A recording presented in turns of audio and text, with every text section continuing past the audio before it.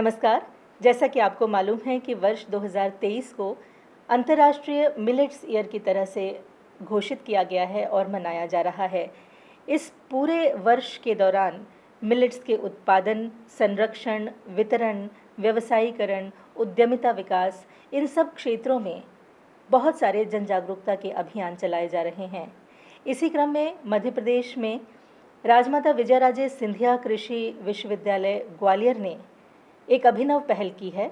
Radio और दूरदर्शन के माध्यम से ये सीरीज़ चलाई है, जिसके तहत आज हम आपके साथ हैं।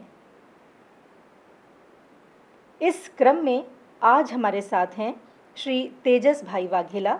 आप कृषि तत्व एग्रीटेक प्राइवेट लिमिटेड कंपनी चलाते हैं और आनंद गुजरात से हमारे साथ हैं। तेजस भाई, आपका हमारे साथ स्वागत है। नमस्कार। नमस्कार। आपके साथ बातचीत का विषय रहेगा श्री अन्न आधारित स्टार्टअप और व्यवसाय अवधारणा का सशक्तिकरण। ये श्री अन्न के बारे में हम जानना चाहते हैं कि मिलेट्स तो हम इसे काफ़ी समय से कहते आ रहे हैं, जानते आ रहे हैं। श्री अन्न इसे नाम क्यों दिया गया? सही है। तो मैं ये बताना चाहता हूँ कि मिलेट्स जो है उसको श्री अन्न इसलिए नाम दिया गया है कि उसके बहुत सारे फ़ायदे हैं। वो हेल्थ के लिए तो बेनिफिट है ही है, लेकिन उसके साथ उसका एनवायरमेंटल भी इतना बेनिफिट है जिससे आप ग्लोबल वार्मिंग को भी कंट्रोल कर सकते हो जी। उसके साथ वो ड्रॉट रेजिडेंस सिस्टम के अंदर भी काम आता है। जैसे भी दुकाल आया, पानी ना हो, उसके अंदर भी ये हम उगा पाते हैं। तो उसके इतने सारे हैं। जैसे हम श्रीफल बोलते हैं, वो श्रीफल क्यों बोलते हैं? क्योंकि उसके बहुत सारे यूज़ है। उसको आप पूजा भी करते हो, उसको आप उसकी प्रोडक्ट भी बनाते हो। इसी तरह ये मिलेट्स का भी इतने सारे है, इसीलिए उसका नाम उससे आधारित श्री अन्न पड़ा है। और आने वाले समय में वही चीज़ है कि जिस तरीके से हम ये श्री अन्न को अपने स्टेपल फूड मीन्स यानी हर रोज़ खाने के अंदर इस्तेमाल करेंगे, उससे बहुत सारा बेनिफिट हमको होने वाला है। श्री अन्न इसे नाम दिया गया है प्रधानमंत्री मोदी जी द्वारा, और लगातार ये कोशिश की जा रही है कि वर्ष 2023 में इसके उत्पादन, विपणन और प्रसंस्करण में ऐसे कुछ उपाय किए जाएं जिससे जनता इसे अपना ले। न सिर्फ कृषक बल्कि जो उपभोक्ता हैं वो भी इसे पूरी तरह से अपनाएं। उत्पादन और विपणन के क्षेत्र में सरकार बहुत सारे प्रयास कर रही है, लेकिन चूंकि आप एक कंपनी चलाते हैं, इसलिए हम ये जानना चाहते हैं कि उत्पादन के बाद इन मिलेट्स को किस तरह से बाजार मिले। आपने बहुत अच्छा प्रश्न किया, क्योंकि उत्पादन तो बढ़ा सकता है सरकार से या खेत पैदाशों से। दूसरी चीज़, उसका प्रोसेसिंग करके भी हम उसको बढ़ावा दे सकते हैं। लेकिन जब तक कंज्यूमर मीन्स जो ग्राहक है वो रेडी नहीं होता है उसको कंज्यूम करने के लिए, तब तक उत्पादन का कोई मतलब नहीं है। तो अभी क्या चीज़ चल रही है मिलेट के अंदर कि उसका एक स्नैकिफिकेशन हो रहा है कि ज़्यादा से ज़्यादा लोग उसको स्नैक्स के माध्यम से मिलेट्स को बाहर डाल रहे हैं। बहुत सारे ऐसे कंपनी जो है जो उससे बेकरी आइटम्स बना रही है, उसको रिप्लेस कर रही है और स्नैक्स से, जिससे ज़्यादा से ज़्यादा मिलेट वो स्नैक्स के अंदर इस्तेमाल कर पाए। जैसे पोहे है, फिर ये ममरा है, कुरमुरे है, फिर बिस्किट्स है, ब्रेड है, केक है, पिज़्ज़ा बेस है। उस सही जगह में सारी जगह के अंदर हम मिलेट का इस्तेमाल कर सकते हैं। तो जितना जितना कंपनी वो रेसिपी लेके बाहर आएगी उतना उसका कंजम्पशन बढ़ेगा, और कंजम्पशन बढ़ेगा वो इनडायरेक्टली इफेक्ट हो जाएगा उत्पादन के ऊपर।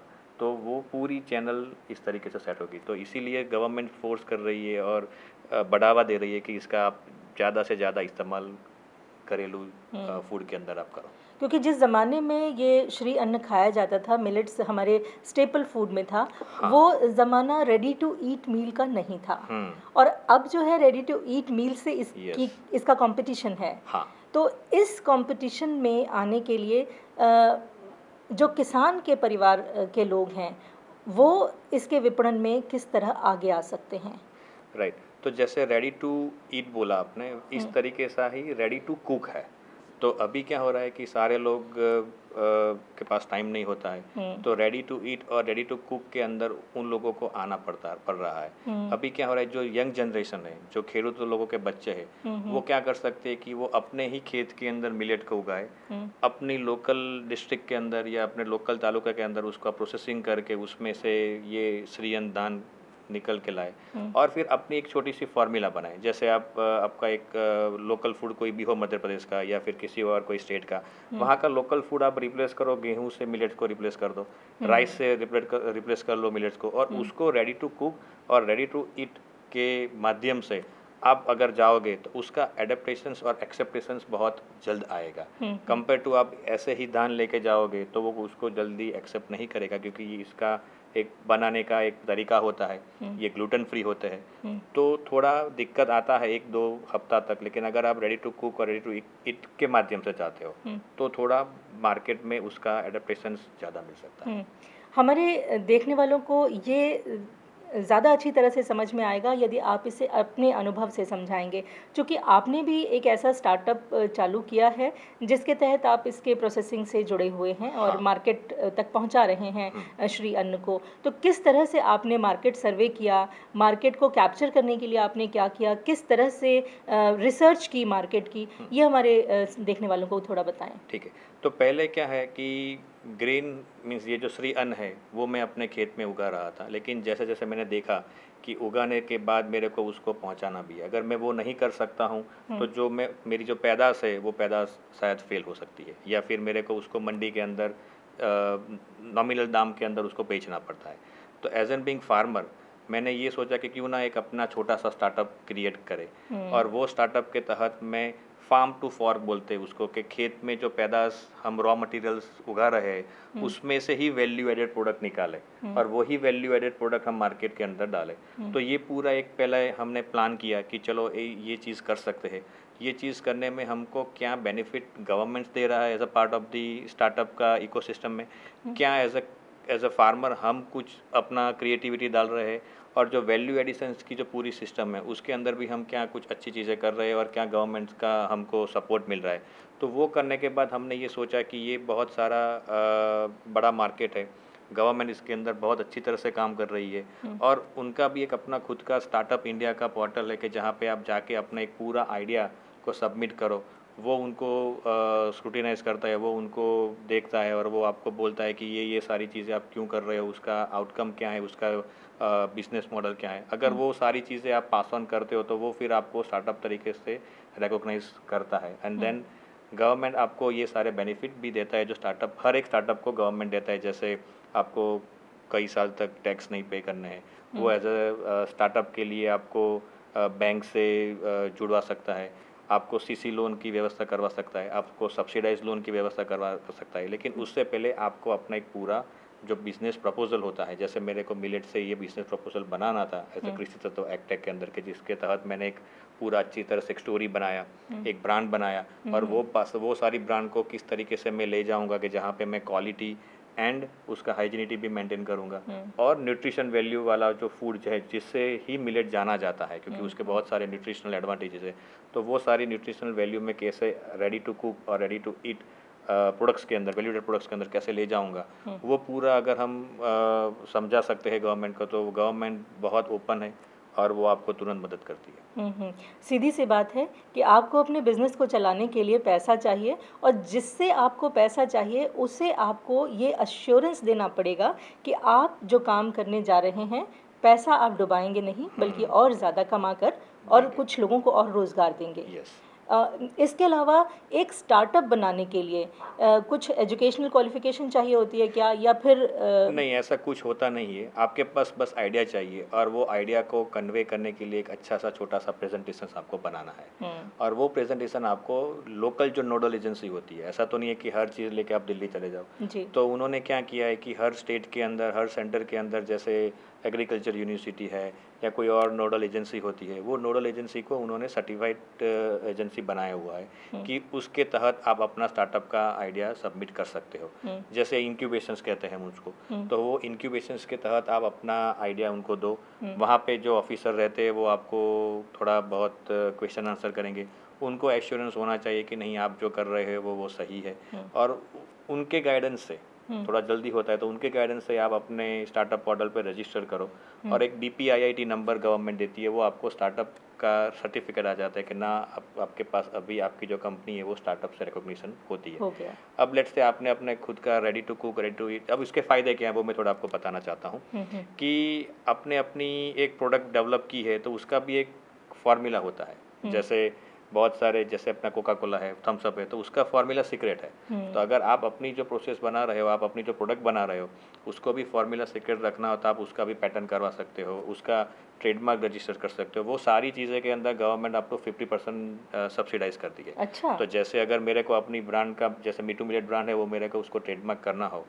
तो जो नॉर्मल चार्ज लगता है कंपनीज को, लेकिन स्टार्टअप अगर रजिस्टर होती है गवर्नमेंट्स के पोर्टल्स के अंदर तो वो मेरे को 50% में पड़ता है। तो ऐसे बहुत सारे एडवांटेजेस होते हैं जिसके अंदर आप गवर्नमेंट का ये बेनिफिट ले सकते हो और उसके आगे, उससे तहत आप अपना बिजनेस आगे बढ़ा सकते हो। तो उससे फ़ायदा क्या हुआ कि आपका एक ब्रांड का रिकॉग्निशन हो गया, उसका एक ब्रांडिंग भी हो गया, फिर आपकी जो प्रोडक्ट है वो सिक्योर भी हो गई और उसकी वैल्यूएशन बढ़ती है। जब आप कोई चीज़ ऐसे हाथ में लेके जाते हो और वही चीज़ अच्छे पैक में बनाने के बाद बेचने के लिए जाते हो तो उसका एक वैल्यूएशन बढ़ जाता है। सामने वाले को भी एक एश्योरेंस आता है कि नहीं, इसके अंदर एक क्वालिटी होगी, इसके अंदर एक स्वच्छता होगी। और सही में वही काम तो ब्रांड का है। ब्रांड का काम ऐसा नहीं है कि आप पैसे ज़्यादा लेके वही चीज़ आपको ग्राहक को देनी है, लेकिन ग्राहक को कॉन्फिडेंस वहीं पे आता है कि आप क्या सही चीज़ उनके पास लेके जा रहे हो। और ये सारी चेन के अंदर बहुत सारी नोडल एजेंसियां हैं सरकार की जो हमको मदद करती है।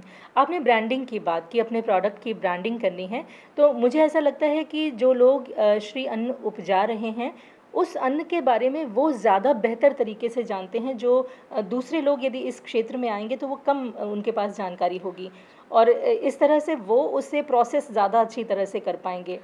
बिल्कुल सही बोला आपने, क्योंकि अभी क्या हो रहा है कि जो मल्टीनेशनल कंपनीज यहाँ है उनके पास उनकी प्रोडक्ट लाइन है, जैसे बिस्किट बनाना है या जैसे प्रीमिक्स बनाना है या जैसे कोई बेवरेजेस बनाना है, राइट। तो वो क्या कर रहे हैं कि वो अपनी फार्मूला से प्रोडक्ट्स को बाज़ार में डाल रहे हैं, लेकिन उनके पास वो नॉलेज नहीं है कि इस चीज़ को कैसे उगाना है, इस चीज़ को कैसे प्रोसेसिंग करना है। तो वो लोग क्या कर रहे हैं कि वो क्वालिटी का भी उनको पता नहीं रहता है, तो वो खेत में से डायरेक्ट उसको लेते हैं, उसका प्रोसेसिंग करते हैं और उनका मेन कॉन्सेंट्रेशन होता है प्रोडक्ट डेवलपमेंट पे ही होता है और उसको फिर वो बाज़ार के अंदर पुश करते हैं। लेकिन अगर हम ग्राउंड लेवल से स्टार्टअप को प्रिपेयर करें, एक खेरूत का बच्चा उसको ग्राउंड लेवल से प्रिपेयर करे तो उसमें फ़ायदा क्या होता है, उसको वो पता होता है कि उसने किस तरीके से उसको उगाया है। फिर उसमें से जो प्रोसेसिंग करके आता है वो उसको पता है कि इतने दिन के अंदर ये प्रोसेसिंग होना चाहिए, तो उसकी वैल्यू अच्छी रहती है। वो उस प्रोसेसिंग हो जाने के बाद उसको इस तरीके से स्टोर करना चाहिए जिससे उसका जो न्यूट्रिशन वैल्यू है वो प्रिजर्व रह सकती है बिल्कुल। और उसके बाद उसको प्रोडक्ट बनाने के अंदर आप इस्तेमाल कर सकते हो। वो मल्टीनेशनल कंपनियां नहीं कर पाती क्योंकि वो क्वांटिटी के पीछे भागती है, क्वालिटी के पीछे बाद में भागती है। और जब हम स्टार्टअप लेवल पे ये फार्मिंग लेवल से जाते हैं तो हम क्वालिटी को ज़्यादा प्राधान्य दे सकते हैं और उससे हम क्वांटिटी के बारे में जा सकते हैं। तो जो ग्रोथ है स्टार्टअप का वो हॉरिजॉन्टल अच्छा रहता है वर्टिकल के अलावा। कि आप पहले अपना क्वालिटी को एस्टेब्लिश करो और उसको हॉरिजॉन्टल ग्रोथ करके उसके क्वांटिटी में आप चले जाओ। तेजस भाई जिस तरह से बातें बता रहे हैं उसे सीधा और स्पष्ट संदेश ये जाता है कि जो मीडिएटर्स हैं यदि वो धीरे धीरे ख़त्म हो सकें, ज़्यादातर प्रोसेसिंग भी और साथ में डिस्ट्रीब्यूशन भी, विपणन भी और प्रसंस्करण भी यदि किसान के परिवार के लोग करें तो फ़ायदा मुनाफा ज़्यादा है। यदि मीडिएटर्स बिचौलियों को ख़त्म किया जा सके तो ये भी इसी स्टेज पर कर लिया जाए तो बेहतर है, क्योंकि एक बार मार्केट बिचौलियों के कैप्चर में आ जाता है तो थोड़ी सी किसान को फ़ायदा कम मिलता है। और वही हो रहा है, इतने सालों से यही चीज़ हो रही है। मैं एक आपको एक सिंपल एग्जांपल बोलूँ, जहाँ अपने गुजरात के अंदर हम फिंगर मिलेट उगाते हैं, उसको रागी बोलते हैं। अब एज एन बिंग खेडूत वो मेरे से जा रहा है 40 से 45 रुपये किलो जा रहा है। अगर वो ऑर्गेनिक है तो वो जा रहा है 55 से 60 रुपये के आसपास जा रहा है। अब वही चीज़ में से जब ये रॉ ग्रेन या उसका बनाया हुआ आटा मार्केट के अंदर, मॉल के अंदर बिकता है या कोई शॉप के अंदर बिकता है तो उसकी प्राइस होती है 160 से 200 रुपये किलो। 200 रुपये आप देखो 50 से लेके वो 200 तक चला गया। अब वही चीज़ आप रेडी टू कुक या रेडी टू ईट के अंदर बनाओ, जैसे मैंने अपना रागी का डोसा मिक्स और इडली प्रीमिक्स बनाया।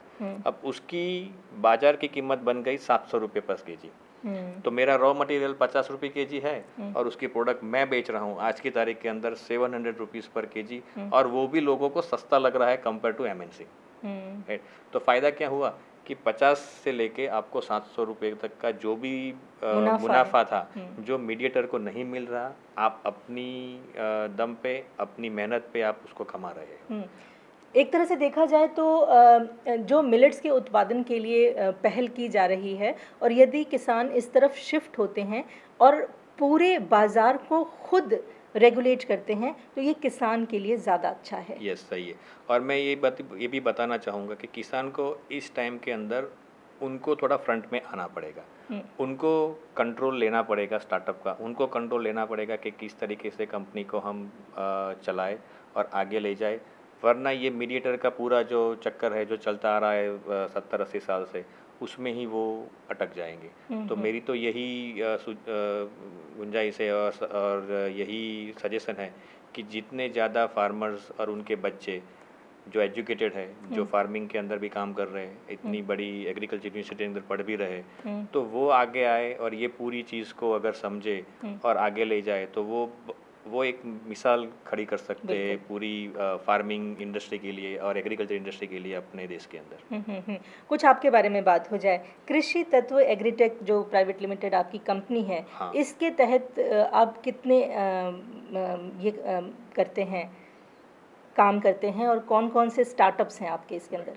तो कृषि तत्व के अंदर मेनली हम अभी 4 स्टार्टअप के अंदर काम कर रहे हैं। जो पहला है हमारा मीटू मिलेट ब्रांड है, वो मीटू मिलेट ब्रांड के तहत हम पूरी रेडी टू कुक और रेडी टू ईट प्रोडक्ट्स जो हमने बनाई है, जैसे हमने प्रीमिक्स डोसा, इडली, ढोकला, हांडवा, खाखरा बनाया है, प्रीमिक्स ये बेकरी आइटम्स भी है, मफिन्स के, कुकीज़ बनाए हैं, एनर्जी बार जैसे वेस्टर्न में चलता है वैसे हमने एनर्जी रोल बनाए हैं। तो वो सारी चीज़ें हम मीटू मिलेट ब्रांड के अंदर बनाते हैं, जो हमारा पहला स्टार्टअप का वर्टिकल है। दूसरा वैसे स्टार्टअप का वर्टिकल हमारा वो है कि हम प्रोसेसिंग के अंदर जा रहे हैं अभी धीरे धीरे से। तो उससे क्या होगा कि अभी एज एन बिंग खेरूत हम उसके अंदर जुड़े हैं, लेकिन अगर हमारे पास एक छोटा सा मिल होता है, छोटी सी एक फैक्ट्री होती है कि जिसके अंदर हम इसको डीहल्क और डीहल कर पाए, तो और खेरूत भी उससे मोटिवेट हो गए और वो उगाएंगे और वो हमारे लिए एक रॉ मटेरियल का सप्लाई बन जाता है। तो हमारा दूसरा वो चीज़ उसमें जाएगा। हाँ, मतलब बीज के ऊपर का छिलका हटाना, उसे प्रोसेस करके खाने लायक या पिसा करके आटा बनाने लायक या पकाने लायक स्थिति में लेकर के आना, ये आपका वहाँ पे काम है। हाँ, तो वो दूसरा प्रोसेसिंग का होता है। और तीसरा हम वो काम कर रहे हैं कि हम फार्मिंग लेवल पे जा रहे हैं, तो इसको उगाने के लिए एक पद्धति चाहिए।